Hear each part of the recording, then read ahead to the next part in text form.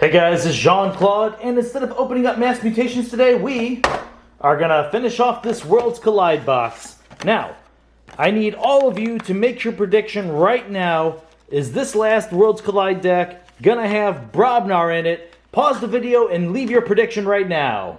Alright, hopefully you left your prediction. I am very interested to see how many of you guys think this has Brobnar. Look, I'm on the Brobnar side. I'm pretty sure, heck, it's going to be the first house we see. Alright, Red Archon, clearly Brobnar. Oh, Logos. Okay, we got the trick here. Real slow. Saurian. It's a weird wrap. Does anyone know some of these, like, Worlds Collide had some weird wrap things going with, like, top or bottom. Alright, last house, last chance at Brobnar. What? We did not have Brobnar. You know what? It was because we let the deck ferment in this box for so long. Maybe that's a secret. The Lord of Masking Door. Not a symmetrical Archon, but what is going on with this hand or arm over here? That's quite a bit different. Almost looks like it was half of a leg. Whoa, is that what's going on? So we have, that's definitely a leg of another Archon for sure. All right. Sometimes it's nice to take a small break from opening the set we've been opening. Mass Mutations, pretty sweet. But Worlds Collide overall was just kind of a more powerful set, at least on an individual card level. Mass Mutations can make some insane cards happen because of the pips from other cards. But honestly, cards like Infomorph, it's just a 4-power creature, but it's going to make your other cards pretty sweet. 4 power, 2 draw pits is, I guess, an insane card on its own, but whenever you see the card itself, it's no Titan Guardian, though, which was the same slot, right? They're both commons, and the Titan Guardian, well, you can still have conditions where you draw 2 cards as well. Alright, we are starting off with Saurians, the Colosseum. This is actually funny, our last Worlds Collide deck we're ever opening, and I'm pretty sure this was in the first Worlds Collide deck we ever opened. It's an artifact. After an enemy creature is destroyed while fighting, put a glory counter on it. Omni, if there are 6 more glory counters on it, remove 6 and forge a key at current cost. Crassosaurus, 4 power, 2 armor, elusive. Play, capture 10 amber from any combination of players. Then if it has fewer than 10 on it, you purge it. Order Hisaro, 3 power, deploy. Play, ready and exalt each of Orator Hisaro's neighbors. For the remainder of the turn, they belong to House Saurian. I just realized I've seen this card in other people's decks. This is the first one I've ever opened up on the channel. This card rarely seems to go off, and I feel like a card like this really needs something like Imperial Scudum to actually shine. Gargantodon, 16 power, it enters play stunned. Only deals 4 damage when fighting. Each amber that would be stolen is captured by a creature controlled by the active player instead. Saurian Legionary, 5 power, 1 armor, taunt, play, ward a friendly creature. Okay. If we can't get a lot of amber on the Crassiosaurus, well, that's a great way to protect it. Tribute, amber whenever you play it. The most powerful friendly creature captures 2 amber. You may exalt that creature to repeat the preceding effect. I'm really hoping we do see some Imperial Scudums. Odiak the Patrician, 5 power, play, capture an amber. While it has amber on it, your amber cannot be stolen. Great looking Saurian house. Imperium, 1 amber whenever you play it. Ward, 2 friendly creatures, very nice. Kind of hoping we get an Axiom of Grisk at this point. We've got a lot of bigger creatures that are putting amber on themselves, and that Axiom of Grisk would be pretty sweet to protect that Crassiosaurus while taking care of our opponent's boards. Oh, wow, we did get an Imperial Scudum. It's an upgrade, amber whenever you play it. This creature gains +2 armor and gains destroyed. Move each amber from this creature to the common supply. Whoa, I am definitely going to try and hold on to both of these cards until I get the other one. That is really sweet.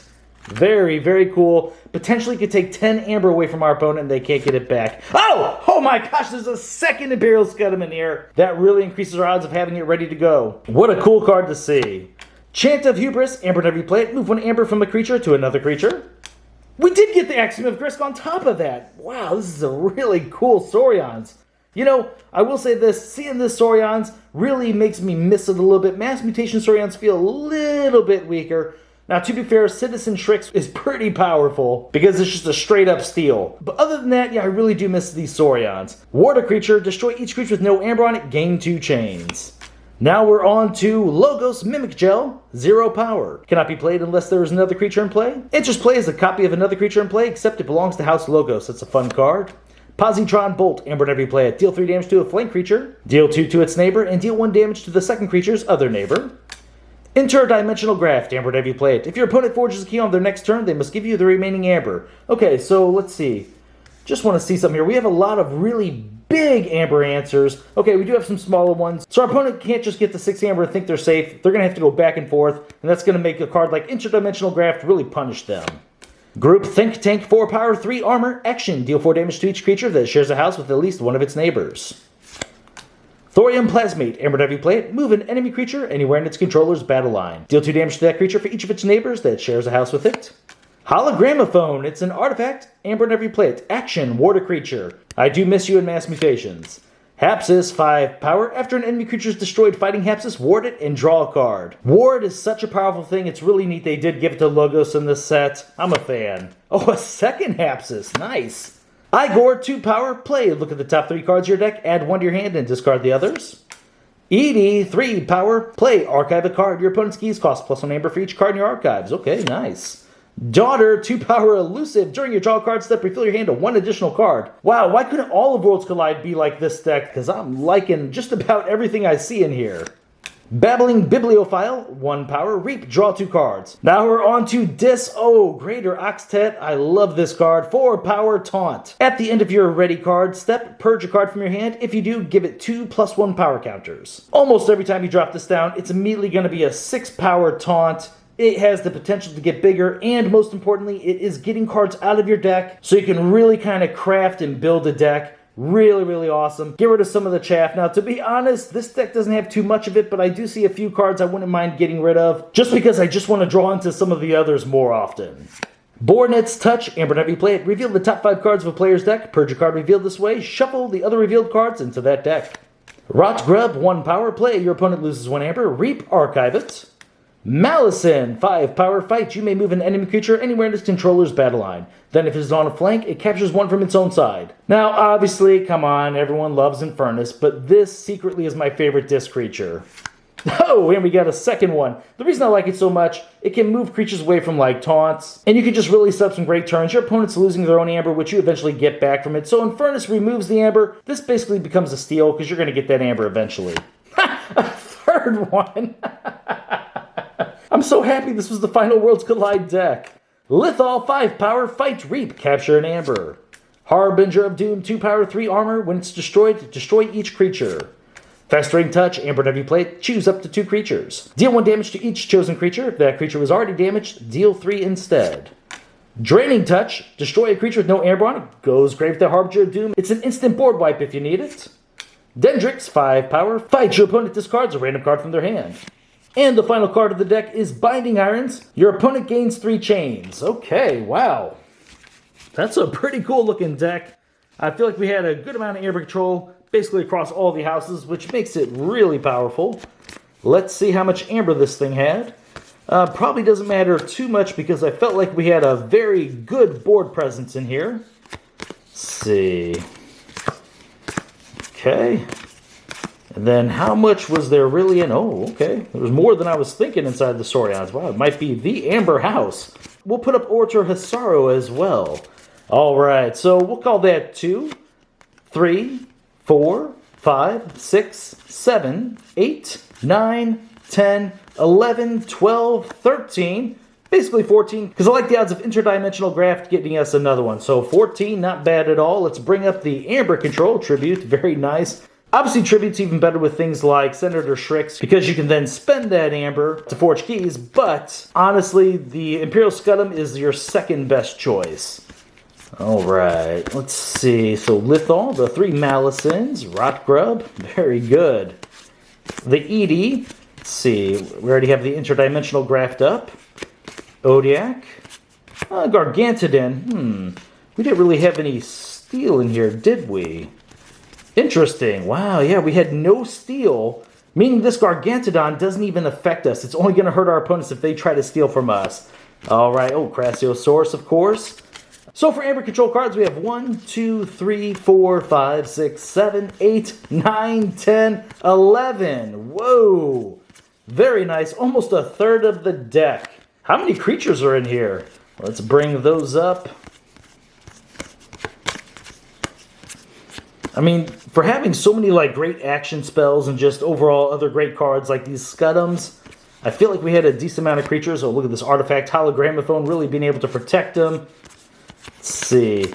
Yeah, I really do feel like we have a great mix of just creatures, actions, the artifacts, and upgrades in here. This is a very good looking deck. All right, so for creatures, come on, give us 20. That would be a magical number. 1, 5, 10, 15, 20, 21. Oh my gosh. Wow, you know, Worlds Collide without Brobnar is a pretty sweet thing. First thing I'd like to say about this deck, Mimic Gel is awesome here. It has a lot of great targets. We had some taunts like Legionary, and my favorite target, the Greater Octet right here, that we can double down on purging cards out of our deck and really focus on keeping the more powerful cards. Another great target for the Mimic Gel is like the Hapsis. Daughter is not a bad one. Let's see, Gargantodon is an awesome target. I mean, how many times in a game can your opponent take a 16 power creature off the board? And this effect really is huge, especially because it doesn't hurt us. That is really sweet. The amount of ward in here is pretty powerful. Actually, let's kind of look at the actions real quick, because I feel like we had a decent amount of, we'll say, removal, as well as other cool effects, like here's another ward thanks to Imperial, the Scudum. I mean, preventing our opponent from getting that amber we're taking thanks to the Tribute or the Crassiosaurus. This is so huge. This is another one of those cards that Saurians are really missing out on in Mass Mutations. Honestly, it might be too powerful though. Let's see, yeah, so the wards, see we had some damage. Even had Boarded Touch to take care of some combo decks. The Binding Irons, yeah, Draining Touch, Axiom of Grisk. Yeah, this is just a really, really good looking deck. And the removal seemed to be across every single house. Yeah, that's sweet. And we had overall kind of bigger creatures. We can use our creatures as removal as well. I mean, what does this deck not do? Kind of going back to the Greater Octet, how many cards in here did we have to help move our deck? So we already said the Mimic Gel has several targets that can help move it. So Greater Octet, see, Hapsis allows you to draw cards, Igor, Daughter, Babbling Bibliophile, although Babbling never ever survives. Edie is a great target as well. Let's see, yeah, there was nothing else in here that was drawing as cards, but I'll just double check. Okay, so it was all creatures. We had 1, 2, 3, 4, 5, 6, 7, and because there's so many of those, yeah, Mimic Gel is also going to help move us. What a cool looking deck. Look at all those Logos creatures. Yeah, this Logos, just like every other set, is really good about moving through the deck. Group Think Tank also should have been with like the removal. I mean, we mentioned Harbinger. God, this is just a really cool deck. I cannot wait to play this thing. When am I going to be able to go out and actually play some live Keyforge? Gosh, jealous of the people that get to do it. Alright guys, well the rating for that deck, whew, we're going to have to give that thing an A-. That is sweet. Alright guys, well thank you very much for watching my videos, and I'll see you next time.